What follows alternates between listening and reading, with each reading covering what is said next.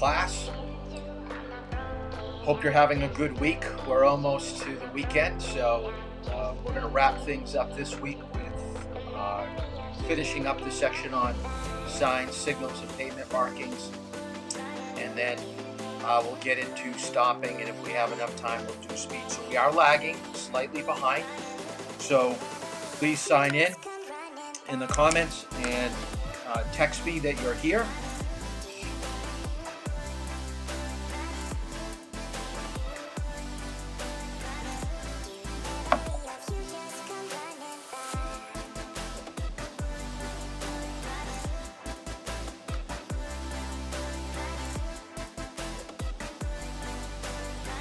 Welcome. It's hard to believe, but actually next week we will be at the halfway point. We'll be halfway through driver's ed. We'll be doing a midterm next week. I don't think it's going to be Monday. I think we'll probably focus on Tuesday being the time that we do the midterm. But we'll see what we cover today and how things go on Monday.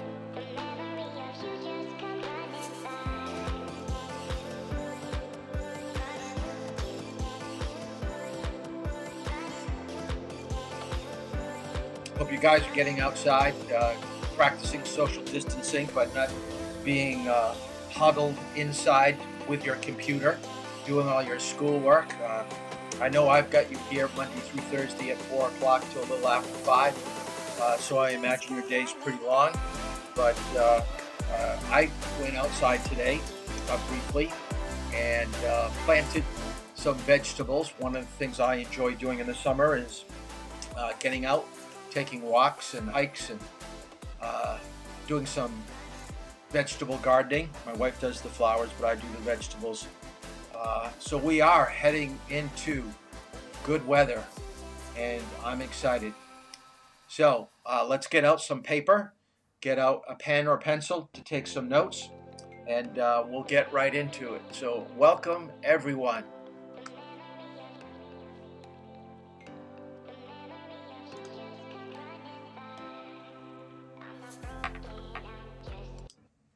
So the last thing that we covered yesterday, right before we broke for the day, was traffic signals. And I just wanted to back up to where we were talking about arrows. So I really want to stress, because a lot of people have a difficult time when it comes to arrows. And I may have gone over things a little bit too quickly. So I want to take just a moment to go over it one last time. A arrow is a protected turn, which indicates pedestrian traffic, other cars that want to be turning into the same roadway that you're going will be yielding to you. So it is a clearer way of passage for you. But never take anything for granted. Never believe that something won't go wrong, that there won't be somebody, whether it be a pedestrian or another vehicle, that is starting to pull out in front of you. So even though we're moving into the intersection, going right or left on an arrow, we still have to be aware that there could be another user that's going to make things more difficult for us. And the other thing that I reiterated to you yesterday is that red always means stop on a traffic light. But please, please, please, please, make sure you come to a full stop before you turn right on red, or before you turn left on a blinking light. A rolling stop is one of the easiest ways to fail your driving test. I don't think I gave you an example of the state exam. I had a UNH student that didn't have use of a vehicle. They were doing all their driving with me. They really weren't able to get much outside driving, so they asked if they could borrow the driver's ed vehicle for their driving test. And I said, fine. And we went down to the Dover substation, and no lie, their driving test, from the time they got into the car to the time that they got back to the parking lot, was less than a minute. They failed their driving test at their first stop sign and at their first turn. And it all had to do with turning out in front of other vehicles. So traffic lights and signs. You've got to come to a complete stop. You've got to make sure that you see cars coming before you move out. Now, the last thing I was trying to tell you about, always look around at traffic and never trust a traffic light. We know that red means we need to stop and green that we can go, but always think that someone is going to do something wrong. So I want to show you some people that didn't necessarily think that they had to stop for a red light. So tell me what you think of this.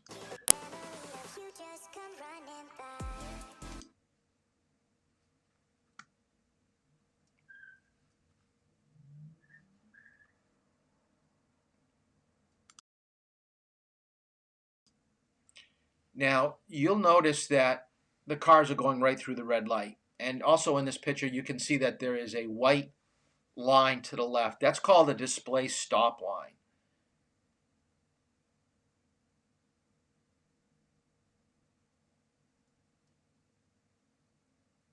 Okay, here's the light turning red. Let's count 1, 2, 3, 4. Okay, 4 seconds it was red. And notice the car to the right started to come out. This is what I'm telling you. Never trust when you're the first vehicle to start making your turn. You've got to wait. You've got to know that the car's doing the right thing. Now, I know these pictures are hard to see, but that's a red light. See, the car is already moving. You have to look left first before you pull out to go through the intersection or take a left-hand turn. Now, these are progressive. They're going to progressively get worse. Let's count the light. 1, 2, 3, 4, about 4.5. And notice he actually splits traffic.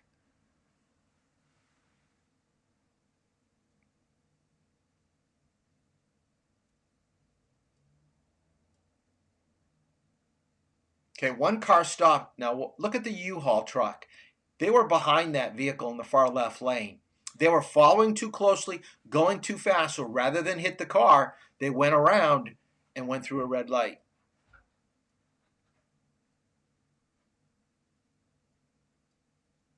Okay, traffic is cleared through. No one else should be going through. Red pickup. Then he sees that the cars or the trucks are bigger than he is, and he says, I don't think I'm going to win this battle.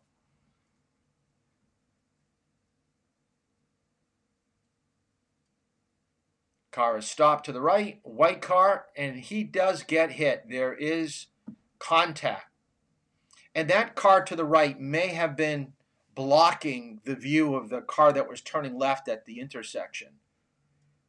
When you've got multiple lanes, trucks and cars, the bus is blocking cars. See, that bus, you can't see cars that are coming out and turning.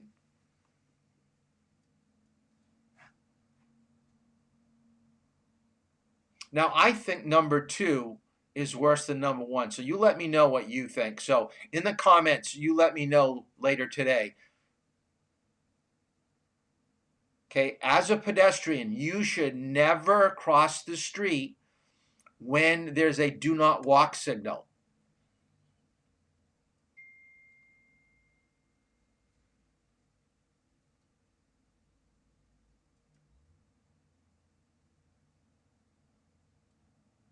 Green vehicle trying to make it in front of the bus just didn't work out.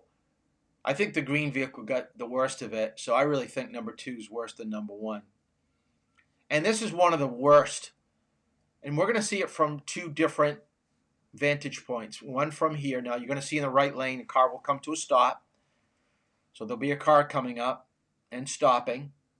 And now look to the left lane. Whoa.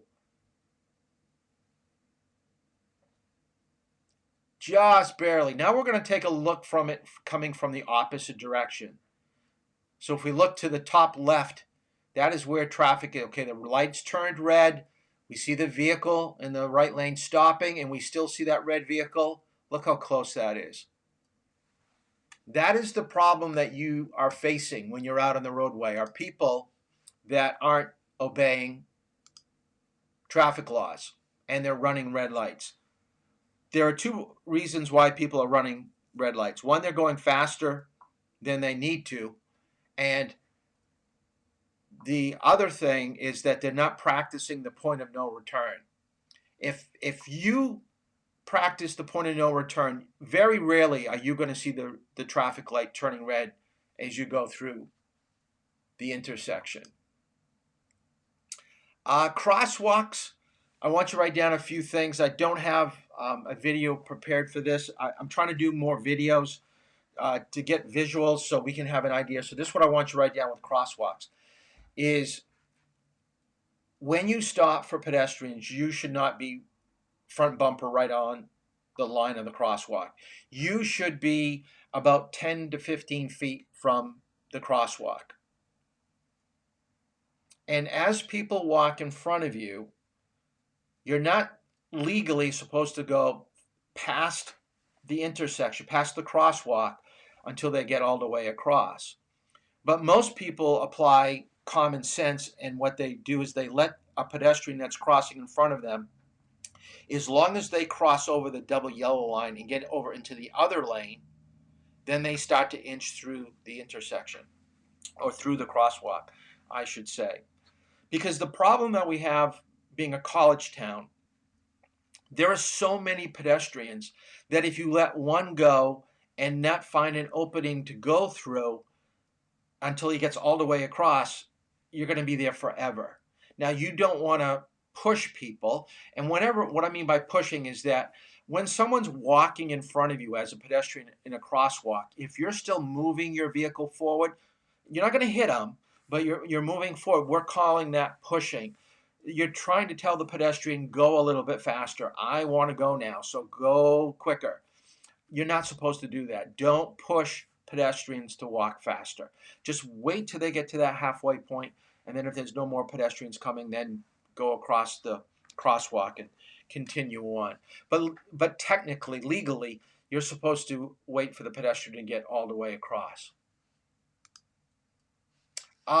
In a lot of metropolitan areas now, we're seeing heavy uses of bicycles, motorized scooters, mopeds. We even have motorized skateboards and razors. So technically, if you have anything with wheels, okay, write this down, anything with wheels needs to be out on the road obeying traffic law. So if you're on a bicycle, moped, skateboard, you're supposed to obey stop signs, traffic lights, speed limits, and yes, bicycles can go faster than cars in a city where it's posted at 20, 25 miles per hour. There are bicycles that can go faster than that, and yes, you can get a ticket for that. If you're familiar with the math teacher at the high school, Mr. Reeves, it's been told that he has been stopped and warned for riding his bike too fast. So people can get stopped. So just remember that. So in some major cities, and I found this picture, I think it's more than 16 cities now, but they are using bike traffic lights just to reiterate the bike lanes that you are supposed to be obeying what other cars are doing. So we're making their own lane to be traveling in, and we're giving them their own traffic lights. If you've ever had a chance to drive in another country or to be a passenger in another country, a lot of the laws are the same. You can see by the symbols of in the shapes of these signs here, we know it's a taxi stand, and you cannot enter that roadway and continue on. It's a do not enter sign. So the colors and the symbols and everything is closely related to what we have. So it's more of an international understanding with shapes, colors. The biggest difference is what side of the road you're going to drive on. So if you ever do get a chance to drive in another country, I would advise you to go online, look for an owner's manual, just like you've got the New Hampshire driver's manual. You should look at it and be familiar with anything that's specific to that particular country. So driving on a particular side of the road is probably the biggest thing to get over, because right now you're training your body and your mind to be over in the right side of the roadway between the yellow center line and the white edge line. So when you get to a different country and you've got to do opposite of that, very easy to make mistakes. Can you explain this sign? And the biggest thing that most people don't realize is I was stopped at a traffic light, and I took out my phone and I took a picture of my side mirror. Okay, this was before the law about not handling your phone, so this has got to be at least 10 years old. But what I wanted to show you is the words seek alternative route is spelled backwards. Now, why is that important? Why do I want to bring that to your attention? Is because anytime that you look in your mirrors, any word that you see will be backwards. You probably didn't realize this, but an ambulance, when it comes towards you, if you're a pedestrian and you see an ambulance come towards you next time, they spell ambulance backwards. And it's basically for people that have an ambulance coming behind. So when they look in their rearview mirror, they go, oh, I better pull over to the right side of the road, okay, because there's an ambulance coming.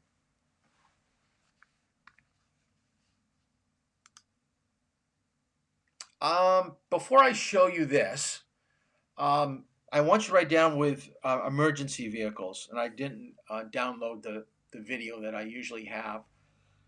But anytime that you have an emergency vehicle, so ambulance, fire truck, police officer with lights or sirens coming up behind you, you are legally responsible to pull as far to the right as you possibly can and stop.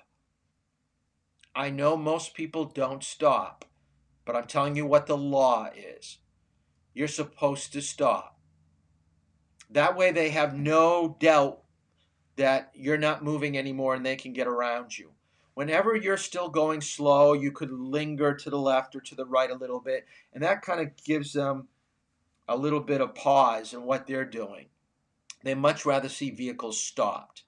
Now, when you get back out into the road, what I want you to write down in your notes, you should use your signal, check your rear view mirror, side view mirror, look over your left shoulder, and then merge out. A lot of people think, well, I can just go right out. People saw me pull over, so the cars behind me know that I'm coming back out. You'd be surprised how many people will try to pass you if you're pulled over to the side and stop for an emergency vehicle. So don't take anything for granted that you still have safe passage back out into the roadway. So signal, mirrors, rear view, side view, check over shoulder, and then pull out if it's safe, if no one's going around you. And I apologize, I don't have that video, and I did have one for that. The future of sign recognition, and we kind of talked about self-automated vehicles.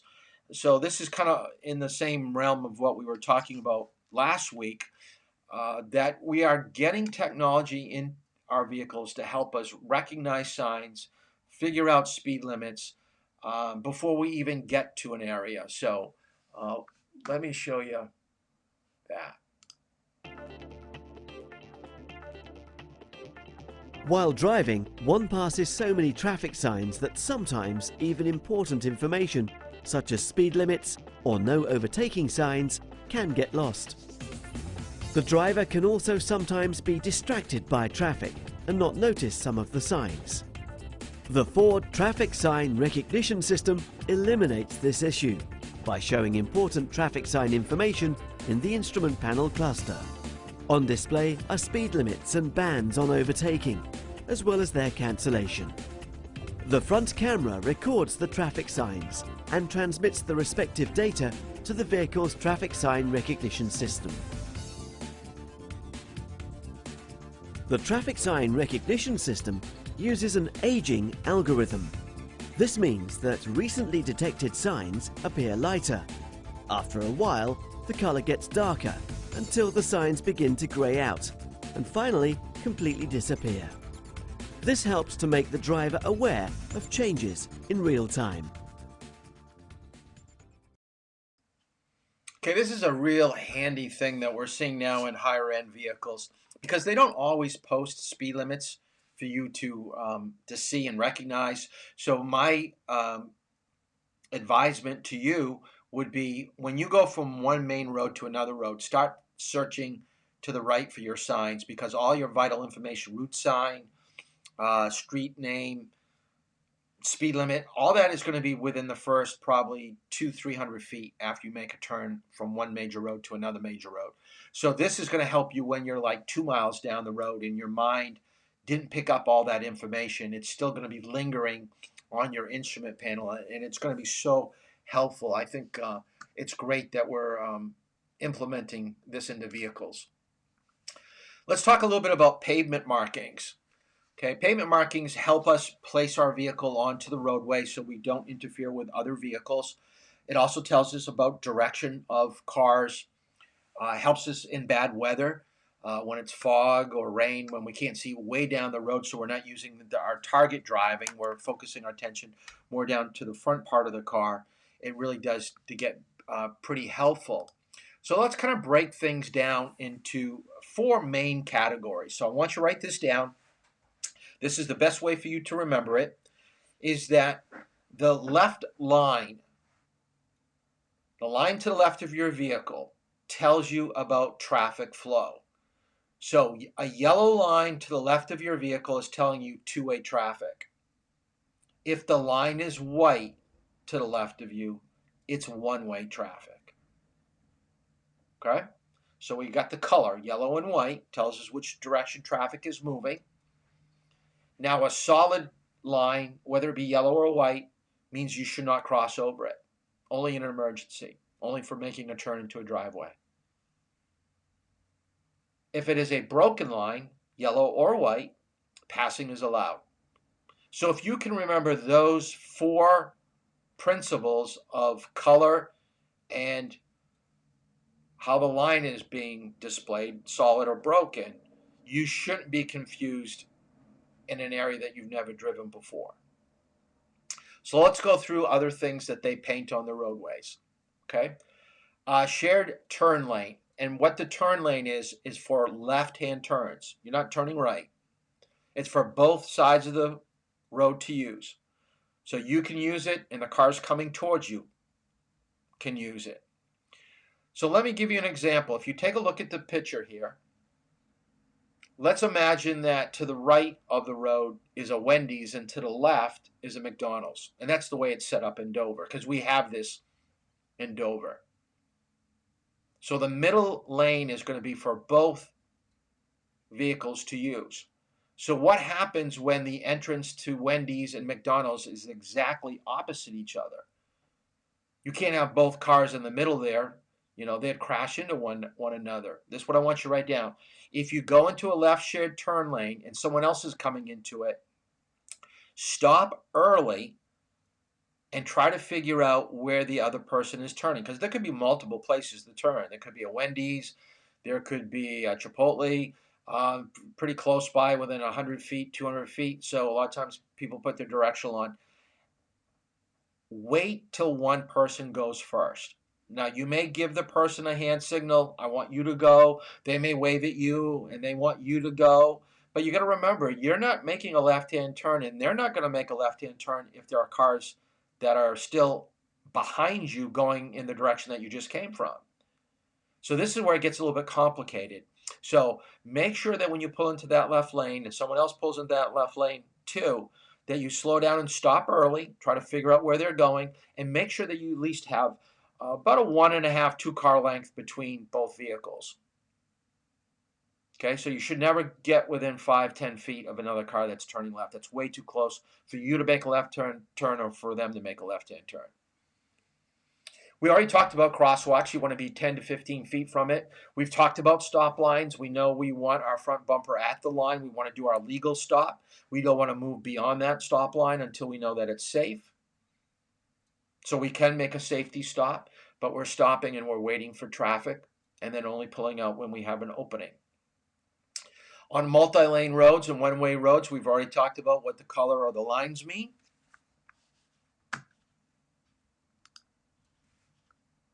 Oh, how'd that happen? Okay, reversible lanes. Okay, it's a lot like a left shared turn lane. So the middle lane, that's what I want you to write down. Reversible lanes are for getting traffic into a city early in the morning and getting it out of the city late afternoon. So always in the morning, traffic is going to be flowing in towards the city. When it gets later in the afternoon, and they may designate it at a certain time, so you'd have to read signs, it's going to allow traffic getting out of the city. Let me go to the next slide so you can see it. See, now coming out. Now, in your reading, okay, you should have done your reading, so you know that a red X over your lane is telling you that you cannot travel in that lane. A green arrow pointing down at your lane is telling you that you can drive in that lane. If you see a yellow X or a blinking yellow X, that you can use that lane for a moment, but you should be getting out of that lane as soon as you can and go to where there's a green arrow. All right? So you see this in most metropolitan areas. Now in Massachusetts, they call it a zipper line or zipper lane. And I'm going to show you what that looks like. Let's see if I've got that up. Yep, here it comes.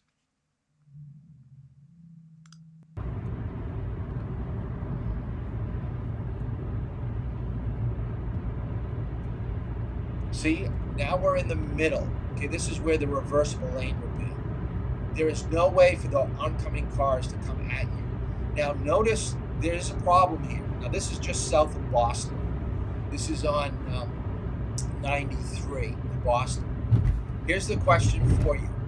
You're in this lane. You've got what we call Jersey barriers to the right of you, Jersey barriers to the left of you. Now notice up ahead, there's a green guide sign. What do you do if you want to take that exit? You can't get off from this position. You need to know when you use this zipper lane in Massachusetts that you're going to take it all the way to the end, because you have no option to get off. And here's another question for you. What do you do if you get a flat tire right now? You're going to be holding up traffic. It's going to be a mess. So you can see there's a little bit of a shoulder, okay? And what they didn't have this day that I filmed it, I was in the passenger seat, my wife was driving, is that usually at the beginning of the zipper lane and at the end of the zipper lane, there's a police officer, okay? And so if you do break down, it's going to probably back up. It will radio up ahead. But definitely you're going to have to wait for a tow truck. It is going to really hold up traffic for a while. So it's a little bit of a headache. But it's good to use this. It's also, you can write down a carpool lane, which means that you have to have more than one person in the vehicle. Like I said, my wife was driving. I'm in the passenger seat. I believe my daughter's in the back. But you cannot use this if you are just the driver. So be advised, because they may see you get into it and they'll radio up ahead and tell the police officer at the other end, okay, that there's an issue, and they'll pull you over.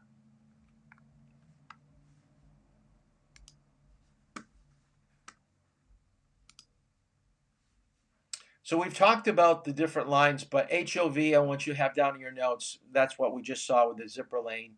HOV stands for high occupancy vehicle. So there's the symbol for it. So a lot of times people can't read signs quick enough. So a lot of times we'll put up a symbol, and a symbol should alert you to what you need to do, and there shouldn't be any problems. You probably didn't know all these traffic route numbers actually have a meaning. You probably just thought they gave a random number to the road that you're on. But when we talked about the HTS, the Highway Transportation System, back when they developed it back in the 50s and the Eisenhower presidency, they made it into a grid. So this is what I want you to write down. If it's an interstate system, it's going to be a shield sign. So you see the red and blue and white. An odd first number goes north-south, an even number goes east-west. So the only major routes that we have in New Hampshire are all interstates. So we have a 95, we have an 89, we have a 91, and I think a little bit of 93 too. So those are the interstates that we have, okay? A 3-digit state route, so it's a green sign with a white symbol of the old man of the mountain or a shield. An even first number goes through or around a city, and a 3-digit route number with an odd first number goes just through. It doesn't go around, it just goes through. So what do we have in Durham? We have 108 and we have 155.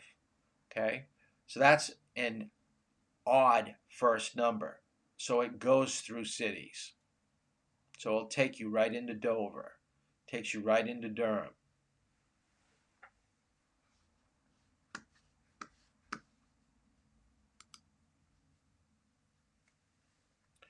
Okay, if you take a look at the turn arrows here, what I want you to write down is displaced stop line. So a displaced stop line is actually a stop line that's further back than the one to the right. And this is for, if you take a look at the dotted line, it's for cars that are making wide turns. Okay? So they've got to give cars a place to finish off their turn. I don't know if I can get this in here. Let's see if this comes on the next slide. Okay, it is. Here it is. Take a look. I thought this was right. What color is the traffic light? Okay? It's red. Everybody is stopped. Where's the police car in front of the motorcycle? Is he at the stop line? Even a police officer's doing it wrong. Okay? So he must have been distracted. He wasn't thinking about what was going on. But there is no way that he should have his vehicle in that position. Because any cars that are making a turn, notice there's a bus in the left of this picture. That bus is going to be making a wide turn and possibly interfering or going to come into the area where the police car is, the state trooper is. And that's just going to create a problem. They'll probably have to back up. The motorcycle will have to back up. Okay, school bus safety. I want you to write a few things down here with school bus safety. Lights come on yellow first. So when you're driving to school in the morning or late afternoon after school, if you see a school bus and it's got flashing yellow lights, it's warning you that they're looking for a place to drop off students. They have to give you forewarning because once the red lights come on, then it becomes a ticketable offense if you don't stop. And it can get very, very complicated to stop. So they want to give you enough time to do what's right. So legally, you're supposed to stop 25 feet in front and behind the bus. So write that down. A lot of people are going to have a hard time with remembering numbers. So the way that I remember 25 feet, 2 car lengths. If I can fit 2 cars in front of me, I've got adequate distance, and it also is reminding me 2 cars, 25, all right? So it's kind of a thing that I use to memorize some of this stuff. Let me take, I've got this is in Durham.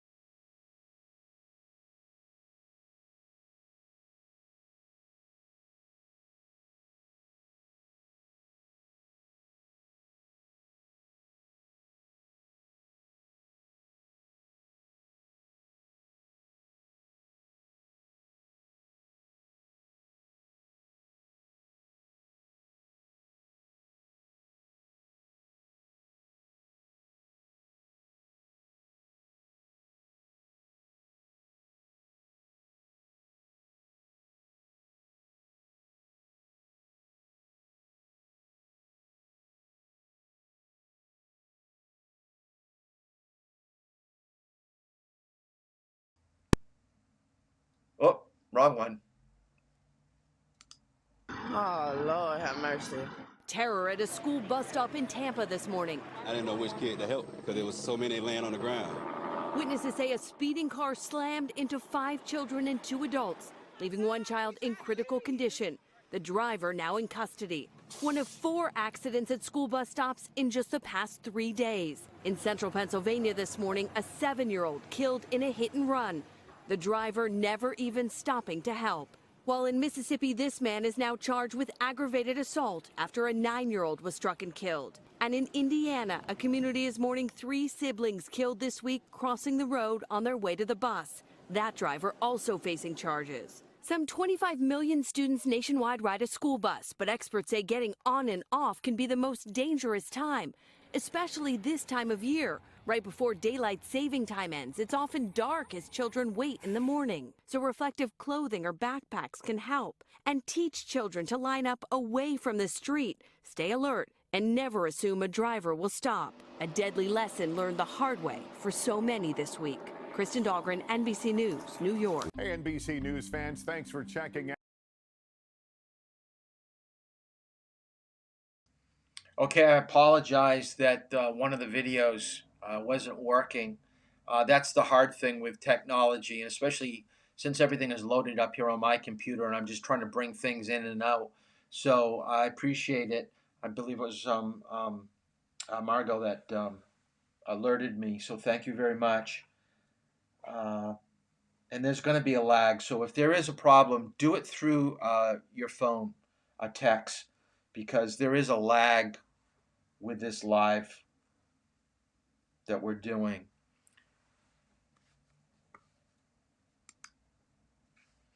So there's the 3 kids that they had in the newscast. It's so sad that people are going too fast, not paying attention, and killing kids, getting on and off, and that just wiped out a whole family.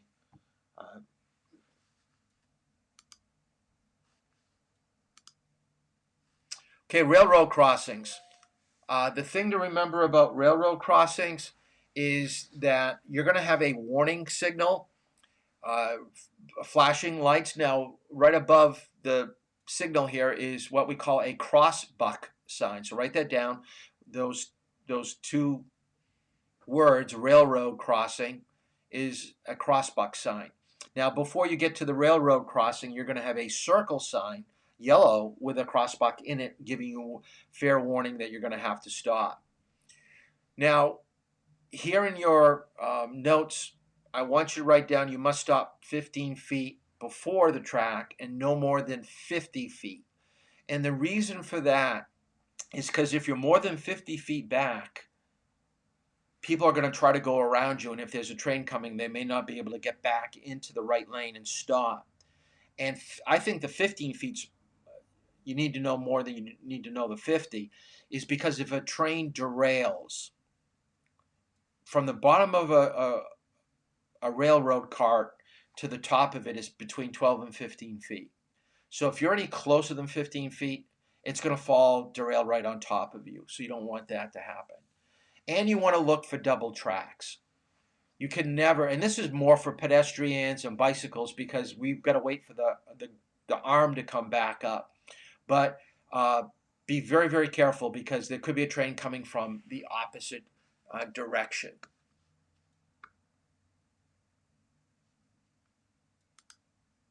The first train car northbound is on fire. We have multiple injuries.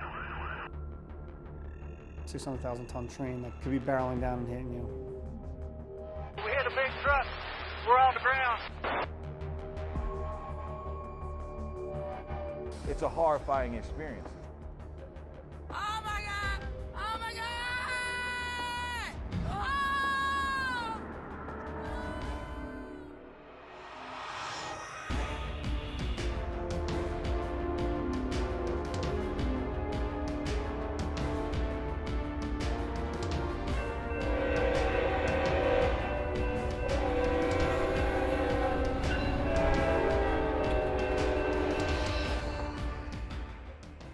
Hundreds of people are killed at crossings every year, and these are completely preventable.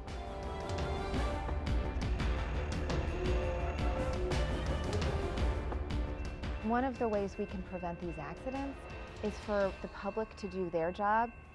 The emergency notification system provides motorists or pedestrians with a phone number that they can call, and then we'll be able to stop train traffic that's heading in that direction.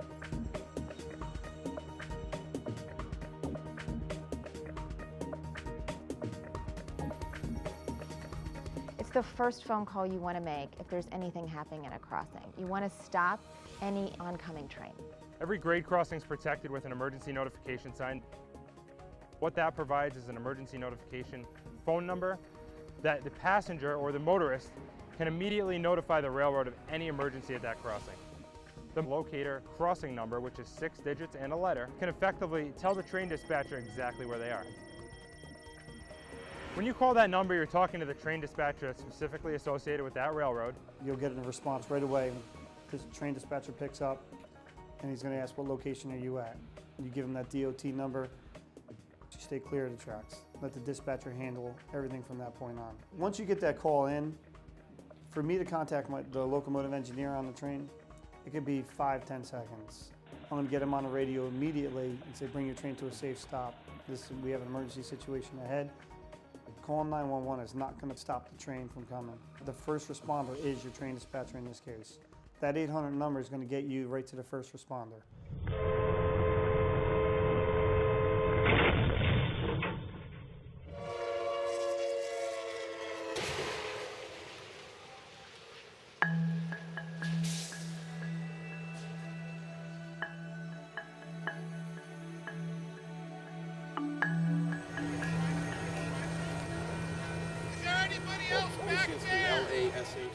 Unfortunately, far too often people get complacent around railroad tracks. That's really a recipe for harm or disaster.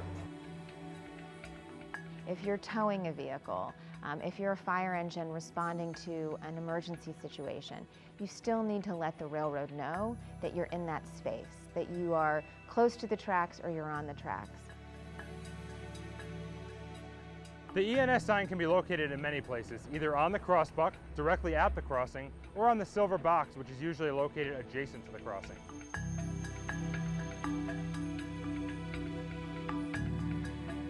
So you should call it if you suspect that the gates are malfunctioning, if you see a vehicle that's stuck on the tracks, if you see any suspicious activity, if you see something that looks out of place, or an object that's obstructing the tracks.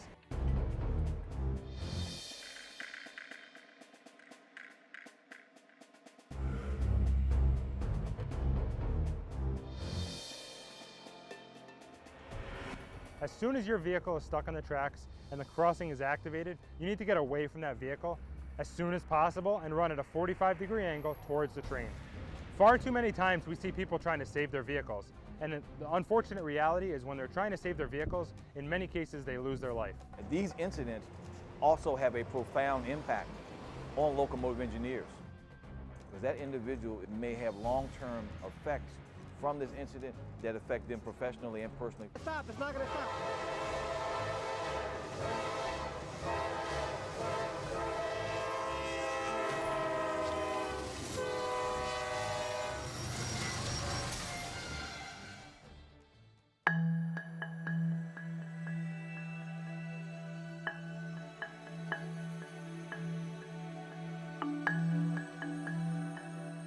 If something happens and you are stuck on the grade crossing, the first thing you want to do is get your car off. So just drive through the gate. The gates are meant to break away, and so you will be able to get to the other side. You never want to be stuck at a crossing. So don't try to get over the crossing until you know you can get to the other side. Don't be stuck in traffic and sitting on a grade crossing, on a railroad crossing, in the path of a train.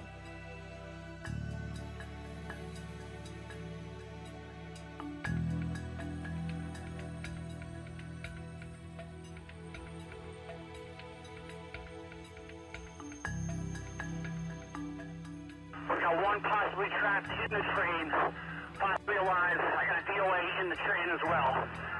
It's a horrifying experience. We've had careers that have been ended as a result of these incidents. Every one of these accidents breaks our heart, and we need to do everything we possibly can to keep people off those crossings and away from trains. A lot of folks look at active grade crossings where you have gates and arms as an inconvenience and an annoyance. Those arms are not there to prevent you from being where you want to be, but to help you get there safely.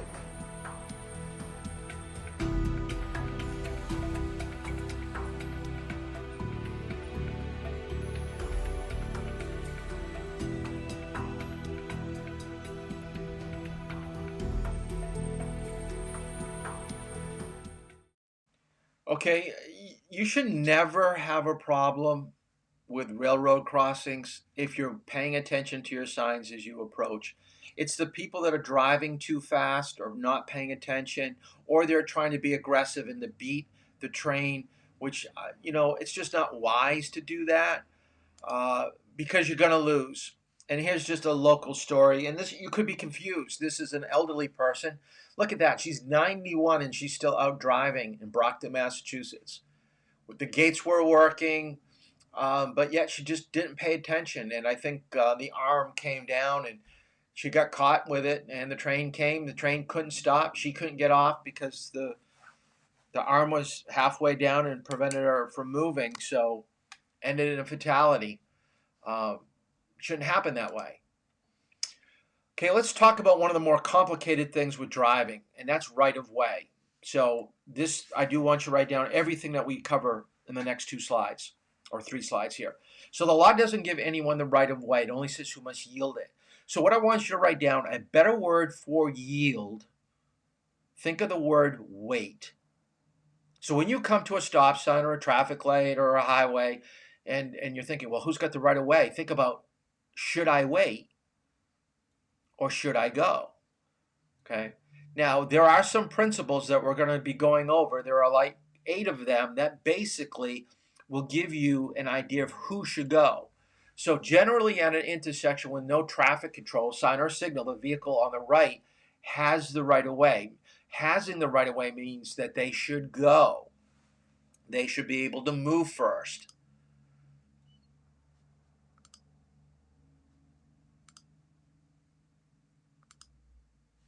So let's talk about the 8 situations. Okay, number 1, a vehicle in the intersection has the right of way over a vehicle preparing to enter. So if you're stopped or if someone is stopped and someone's still coming to a stop sign or a traffic light, the person that was stopped first gets to go first.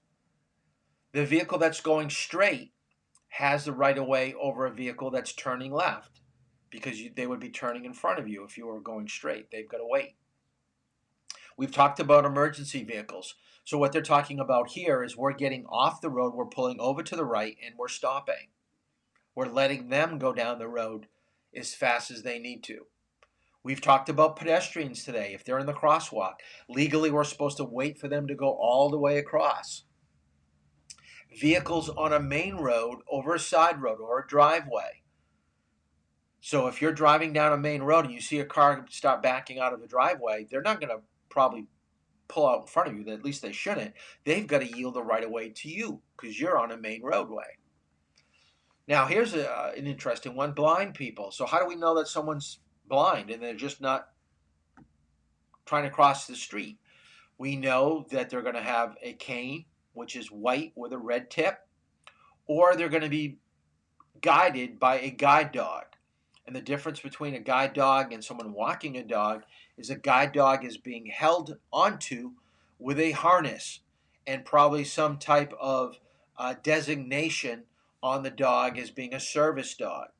So we've got to scan, we've got to look, we've got to understand the difference between walking and a guide dog.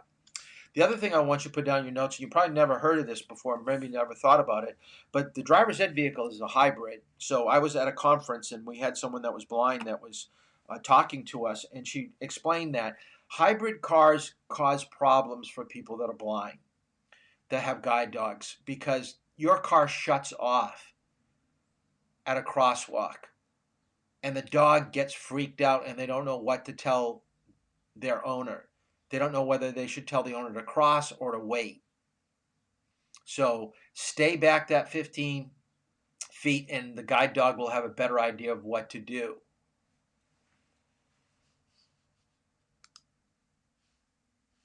Okay, we've already talked about emergency vehicles, so I'm not going to cover that. Let's just talk about fooling around with your vehicle. I found this article. Now, I know some of you probably have siblings, so you're probably thinking, okay, sister accidentally runs over brother and kills him. I don't really get along with my brother, so I don't know if that would be a bad thing or not. Maybe be crossing your mind. I don't think your parents would be too happy. You've got to remember that once you get your license, you're not supposed to be fooling around with your vehicle. meaning here they were playing like a game of chicken in a parking lot. Here's a picture. What's wrong with this? Okay. They should be seated in the bed of the pickup. Now, legally, if they're under the age of 18, what do we know? They've got to be in seatbelts. But these are college students. They were probably going to a football game. Not safe, even if you're 21, even at going Durham speed of 20 miles per hour. Because look at the second picture, the picture that's to the far right. They're over the yellow line. They're getting ready to turn into the football field area. And I don't know why they crossed over the center line so early, because the car in front of them is still in the right lane. So, you know, there's a lot that's going wrong with that picture. So be very careful. Don't fool around. So don't let people sit on the hood, roof, trunk of a vehicle. Don't be in the back of a pickup, as we just saw. Don't carry anything on the left side of the car or more than 6 inches to the right side, because it could interfere with traffic or pedestrians. Don't have more than 3 people in the front seat, because they may interfere with controls of the pedals. And don't ride in a house or utility trailer. So what they're talking about, utility trailers like what you take to the dump with your dad. Now, what's a house trailer? They're not talking about a Winnebago. They're talking about a camper that has a hitch, okay? Because if anything happens and you get separated from the pickup truck that's carrying the trailer, you're going to be in a lot of trouble. So that's a house trailer, a camper. Now, most of you don't know the word tethered. So I'm a dog owner, and actually my dog's trying to get into the room right now. Dogs must be tethered in the back of a pickup. So what tethered means is to be tied on both sides, right and left. Most of the time we think, oh, we got a dog in the back, we'll just take the leash and we'll wrap it around the corner on one of these little areas that has an opening, and we'll just tie the dog down. Well, what's been happening is dogs leap over the edge, and then the driver is dragging their dog, and that's going to, you know, kill the dog or create road rash, and we don't want that to happen. So make sure that you don't pull a dog like that. You've got to make sure that they're tied on both sides. Wow, that took us right to the almost near the top of the hour. So let's try to get through a little bit with stopping, and I'll try to get through things. There's only 11 slides. I think I'm only going to show you maybe 2 quick videos. So let's kind of get right into it. I won't show you this first one. I will show you this one. What would happen if we could go back and change things? A lot of times when things go wrong, let's say that you ran into the back end of a vehicle. You weren't paying attention, or you didn't use your brake well enough, and you hit the car. You get out of your car. One of the first things you're going to say to the person you hit, oh, I'm so sorry. I didn't mean to. Well, of course you didn't mean to, but that doesn't fix their car at all. And if there was injury or if there was death in a car crash, the police are going to come out and they're going to do a reconstructive investigation of the crash. So I want to show you what they would do. Okay.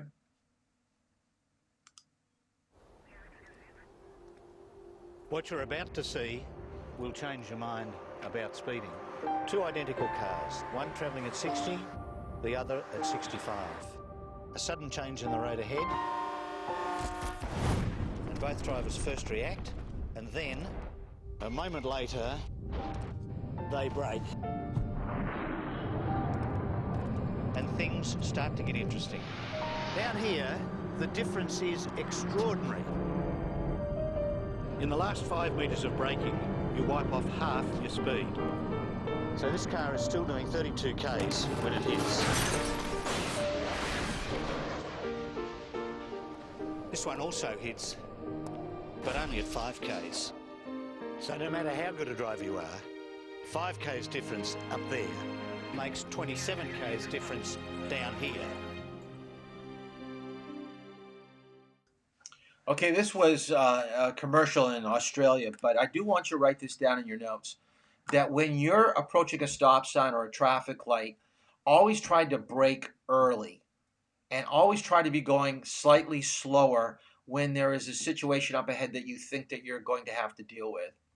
So what they're saying here is if you go 5 miles per hour slower in certain situations, you've increased your likelihood of handling it correctly. So we're going to be talking about on Monday when we talk about speed. Just because it says 30 miles per hour or 35 miles per hour, that may be too fast for what is happening on the roadway. You got to be able to pull back, to be able to slow things down a little bit and start to deal with 2, 3, 4 things that are happening at the right time with your speed and your position. So go slower is definitely going to be so much better for you. Okay, even when road and vehicle conditions are ideal and the driver is perfectly alert, it takes a great distance to stop a motor vehicle. So you don't have to write this down yet. Through the use of good judgment and knowledge of stopping distance, you can reduce the chance of being involved in a crash. The only thing I want you to write down is through the use of good judgment and knowledge of stopping distance, you will reduce being involved in a crash.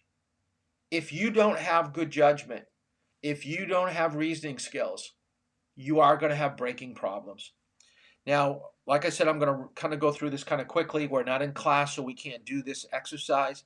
But I usually take people in the classroom, and we either go out into the hall, or I give them from distance from one wall to another wall. Or I may even just ask you at 20 miles per hour, how much distance do you think you need to stop it when the car is going 20 miles per hour? How many feet do you need to stop a vehicle? I will tell you 100% of the time, 100% of the time, the distance is always longer than what you thought. I have never had a class. Now, there have been a few, I shouldn't say never. I've had a few people that, especially at lower speeds, they're pretty darn close. But usually they're under. Very rarely do I have someone that gives me a distance longer than what is actual stopping distance. We all think we can stop quicker than we can. This is why we brake late. This is why we drive fast. And there is no direct correlation between going faster and then bringing your car back down under control. It's always going to take you longer. So to stop your vehicle, I want you to write down 3 things have to happen. One, you have to see that there's a danger and the need to stop. We just spent a lot of time earlier this week talking about vision. Being a good driver really starts with what you see and knowing what you have to do. So if you don't see it or know what you have to do, there's no way that you're going to stop. Second thing, your brain must tell your foot to stop on the brake pedal. Now, you may think that's kind of obvious. Of course, my brain is going to tell my foot to step on the brake pedal. No. No. Not if you're under the influence of alcohol or another type of drug. Not if you're fatigued. Not if you're spending some of your time looking down at your phone and looking back up. You're losing vital seconds of what you need to do for stopping. And lastly, your foot must move to the brake pedal and operate the brakes correctly. Once again, you could tell your foot to go to the brake, but if you don't operate it correctly, you're still going to hit the back end of that vehicle. You're still going to hit that pedestrian. Stopping is all based on time and distance. And you're going to have 4 terms that you're going to have to write down in a moment. If you do not know the equation, if you do not know what it takes, you are going to have stopping problems.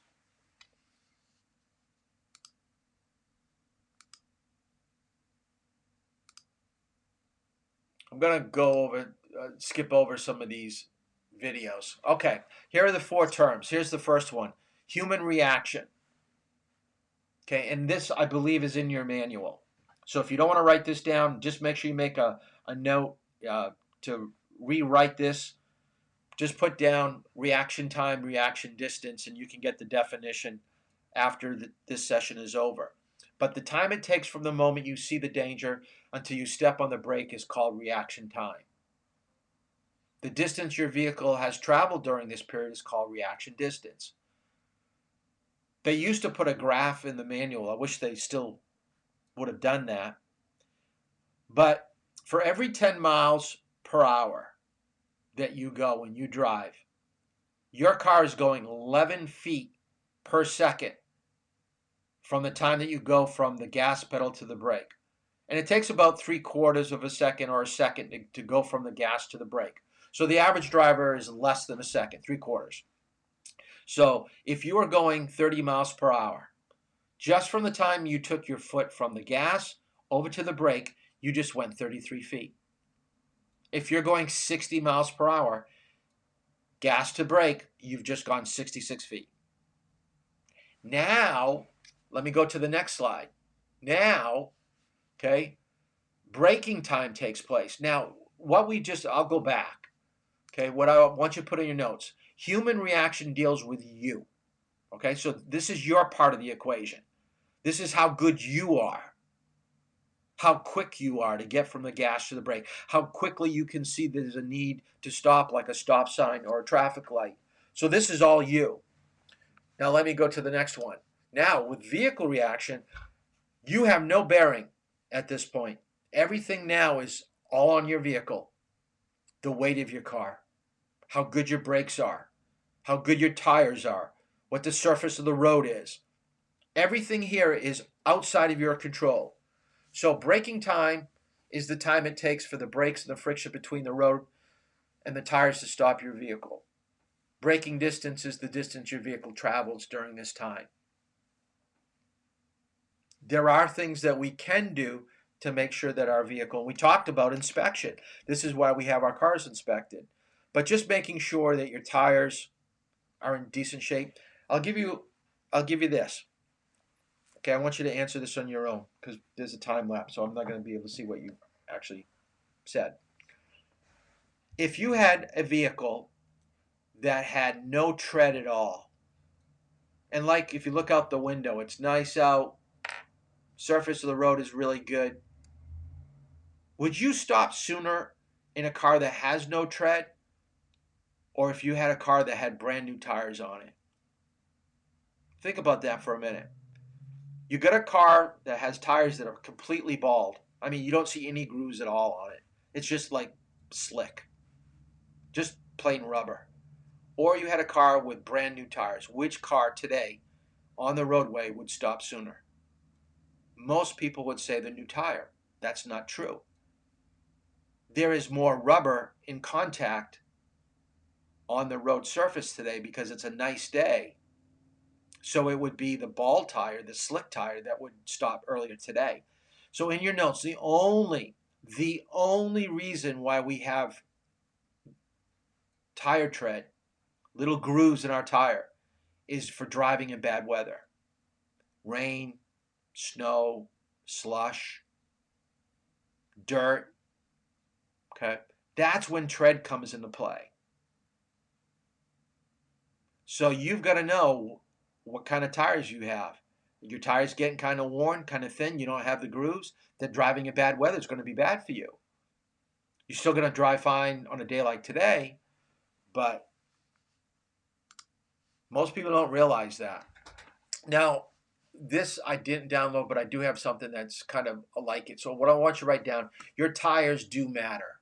So I want you to write that down. Your tires are probably the one thing that you should not skimp on. So let me show you this new one. We tested the effect worn tires have on stopping distance.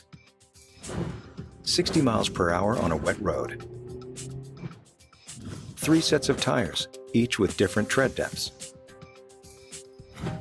And 1 professional driver.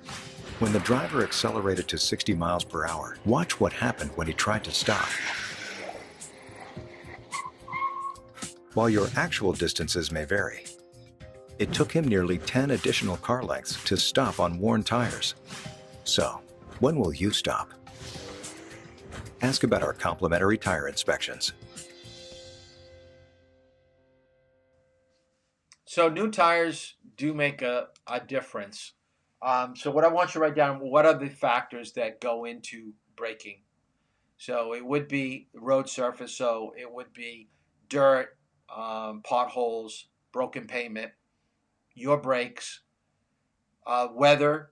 So we talked about rain, snow, sleet or slush, dirt is road surface. I forgot to mention that one. Other factors would be speed limits. Of course, the faster you go, the more distance it's going to take you to stop. Weight of the vehicle. So those are just things to think of. So I kind of went kind of fast so we could at least get through that, but we haven't really touched about speed. So let me get out of this. Whoop. That's still on. Wow. Okay. The section on speed is going to take us a little bit longer than what we've got today. I always like to go right around an hour and 15 minutes. But so if you take a look in your folder where we're covering things, we still haven't gotten to speed. So Monday will be a long video. It's going to be a reaction video. It's about young kids that are in a vehicle that's going too fast. So we're going to spend all Monday on speed. We will not, okay? Make sure that you hear this. We are not going to do the midterm on Monday. It will be sometime on Tuesday after we go over parking. So you have no homework for the weekend. I mean, you could look at your notes, you know, to get ready for the midterm, but we're going to just cover speed on Monday, and then we'll get into parking on Tuesday, and then we'll get into driving emergencies and driving in bad weather on Thursday. So we are soon entering the middle portion of driver's ed. So make sure that chapter 12 I wanted you to do in the textbook. So just those questions. The worksheets. Some people still haven't handed in worksheets. So chapter 3 and the other chapter that I wanted you to do, 7 that I sent. Okay, those worksheets are really terminology and stuff that I wanted you to do. So make sure those worksheets are in. So have a good weekend, and we'll see you back here on Monday at 4 o'clock.